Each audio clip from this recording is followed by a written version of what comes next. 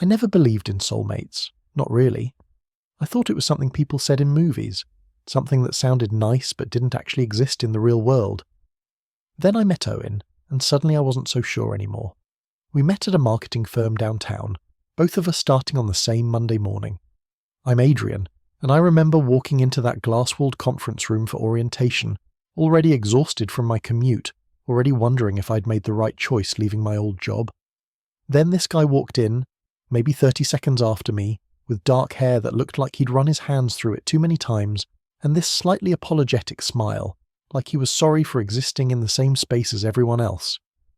He sat down across from me, and when our eyes met for just a second, something in my chest did this weird flip that I immediately told myself was just nerves about the new job.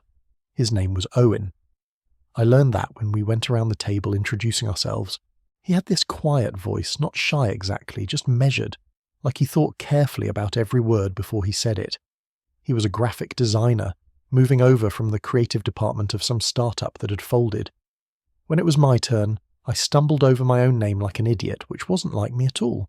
I was usually good at this stuff, the professional small talk, the confident first impression.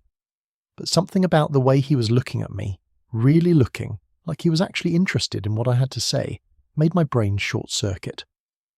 After orientation, we ended up in the break room at the same time. I was trying to figure out the unnecessarily complicated coffee machine, swearing under my breath when I heard him laugh softly behind me. Not at me exactly, but like he understood the frustration. "Here," he said, reaching around me to press a sequence of buttons I never would have figured out on my own. His arm brushed against mine, and I swear I felt that touch like electricity. "This thing is ridiculous. Took me 20 minutes to get it to work during the office tour last week." "You had a tour?" I asked, stepping back to give him space, immediately missing the warmth of him being close. "Yeah, they offered. I'm anxious about new places, so I figured it would help." He said it so matter-of-factly, no embarrassment, and I found that incredibly attractive. The honesty. "I'm Owen, by the way. I know we just did the whole name thing, but it feels more real saying it one-on-one." "Adrian," I said, and this time I didn't stumble. "And I'm anxious about complicated coffee machines, apparently." He smiled. A real smile that reached his eyes, and handed me my coffee. Our fingers touched for just a moment on the cup, and I felt it again, that spark. I told myself I was being ridiculous.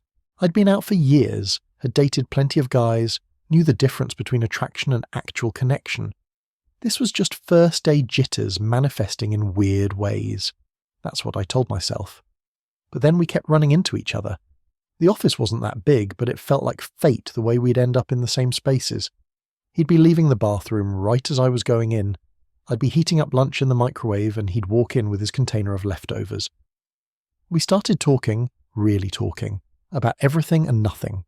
He told me about his cat, this grumpy orange tabby named Hemingway, who only liked him when it was feeding time. I told him about my attempt to learn guitar during lockdown that resulted in 3 broken strings and a noise complaint from my neighbour. The conversations were easy in a way that felt rare. I didn't have to perform or curate myself. When I made a dumb joke, he laughed like it was actually funny. When I admitted I'd never seen some classic movie everyone was supposed to have seen, he didn't judge, just added it to this mental list he seemed to be keeping of things we should watch together. Together. He said that word so casually, like it was already a given that we'd be spending more time with each other. 3 weeks in, we started having lunch together regularly. There was this tiny park 2 blocks from the office, just a patch of grass with a few benches under some trees, and we'd take our food there when the weather was nice. I started looking forward to those lunches more than anything else in my day, more than I wanted to admit, even to myself. One afternoon, we were sitting on our usual bench, and Owen was telling me about this design project he was working on, his hands moving as he talked, his whole face animated in a way it never was in meetings. I realised I wasn't really listening to the words anymore. I was just watching him, noticing the way his eyes crinkled when he got excited, the way he'd pause and bite his lower lip when he was thinking about how to explain something, and I thought, oh no, this is more than just liking him. This is something else entirely. He must have noticed I'd gone quiet because he stopped mid-sentence and looked at me with concern. "You okay? You look like you've seen a ghost or something."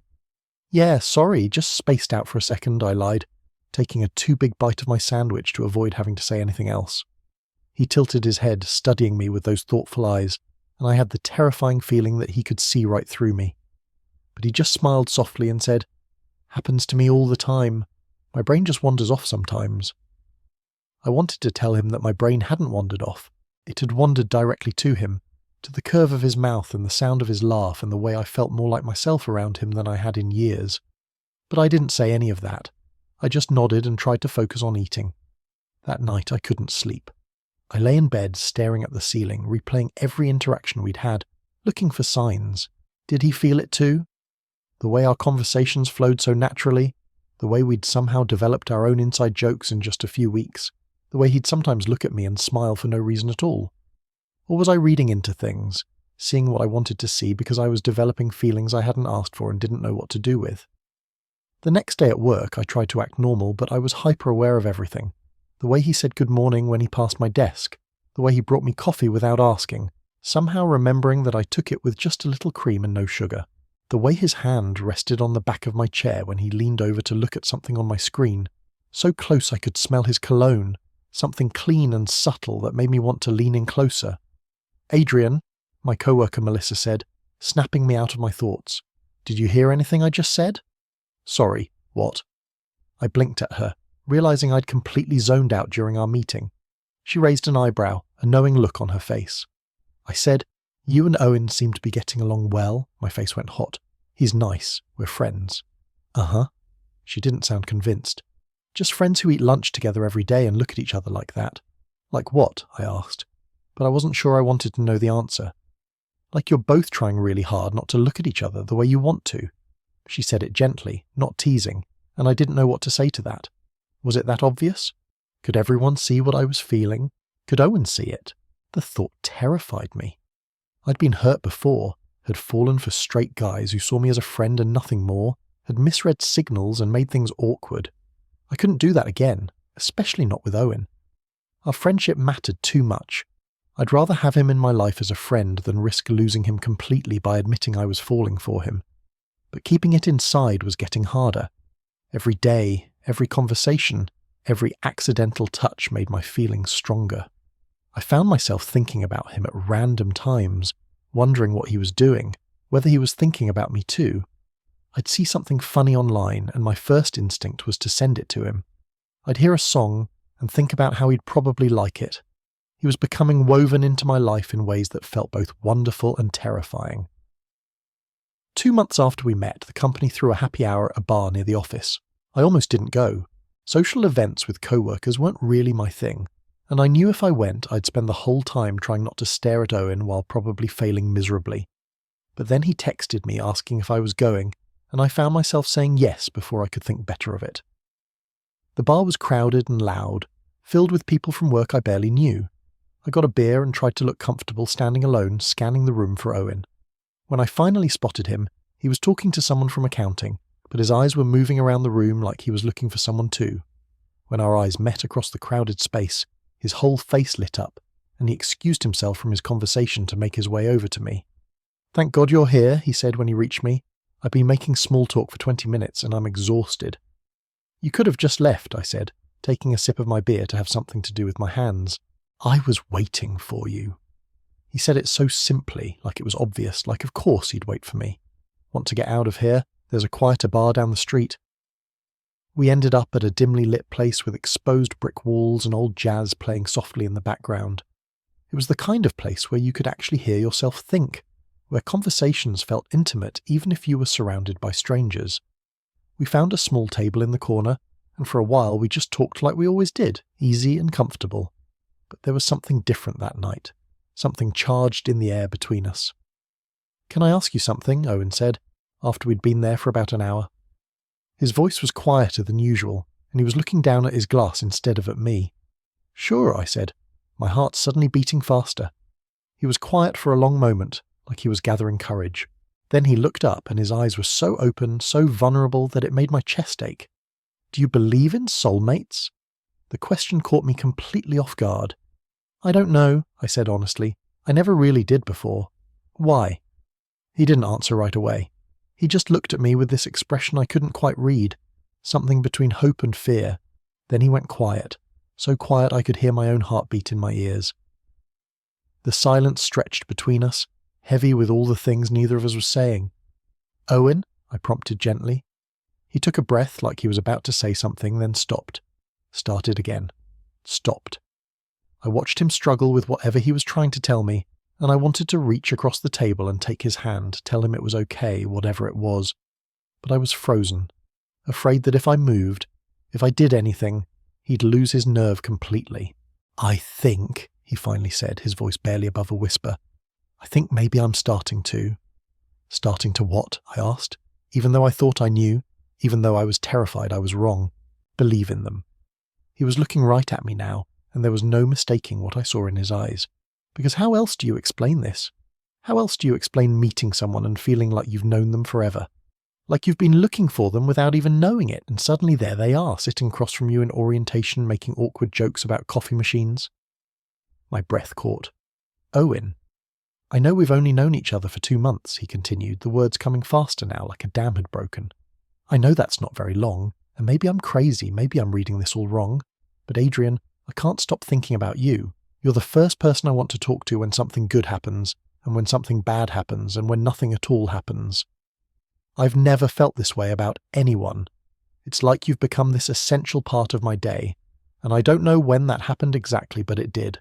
And now I don't know what to do about it."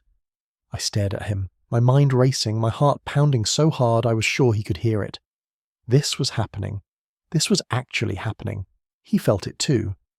All this time I'd been afraid of losing him, afraid of ruining our friendship, and he'd been feeling the same thing I was. "Say something," Owen said, and I could hear the fear creeping into his voice. "Please, I'm kind of dying here." "I thought I was the only one," I said, my voice coming out rough with emotion. "I thought I was imagining it, or projecting, or just being an idiot with a crush on someone who only saw me as a friend. I've been trying so hard not to feel this way about you, but I can't help it. You're all I think about, Owen. All the time. And yeah, maybe it's only been 2 months, but they've been the best 2 months I can remember, so if you're crazy, then I'm crazy too." The smile that spread across his face was like sunrise, bright and warm and full of relief. "Yeah? Yeah," I said, and I was smiling too, so wide my face hurt. "So what do we do now?" he asked. I did reach across the table then, finally, and took his hand. His fingers immediately intertwined with mine, like they'd been waiting for permission. "I don't know," I admitted. "I've never done this before, the whole falling for your friend thing." "Me neither," he said. "But I want to try, if you want to try." "I want to try," I said, and it felt like the truest thing I'd ever said. We stayed at that bar until they closed, holding hands across the table, talking about everything and nothing, making plans for an actual date. Our first real date, even though it felt like we'd been dating all along without realizing it. When we finally left, he walked me to my subway stop, even though it was out of his way, and we stood on the corner not wanting to say goodbye. "This is going to change things," Owen said, but he was still holding my hand, showing no sign of letting go. "Good things," I said. "It'll change things in good ways."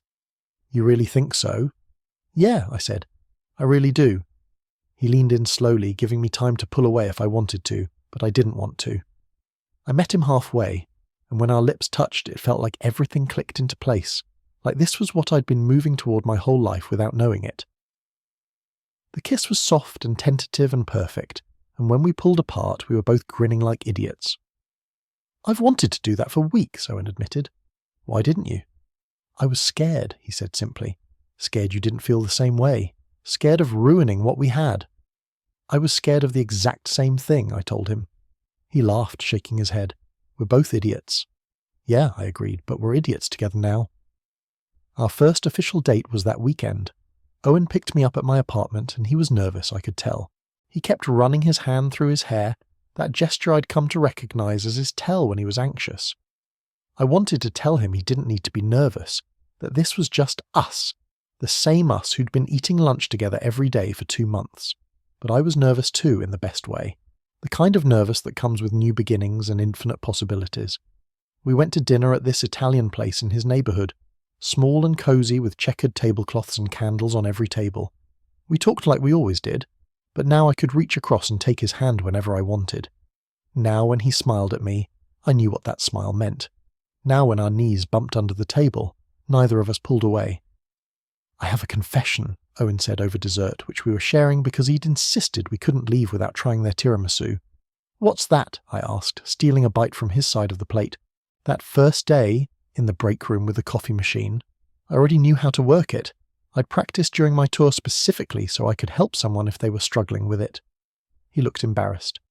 "I saw you walk into orientation, and I thought you were cute, and I was hoping I'd get a chance to talk to you. So when I saw you fighting with the machine, I jumped at the opportunity." I laughed, delighted by this admission. "You orchestrated our first real conversation? Is that weird?" "That's probably weird."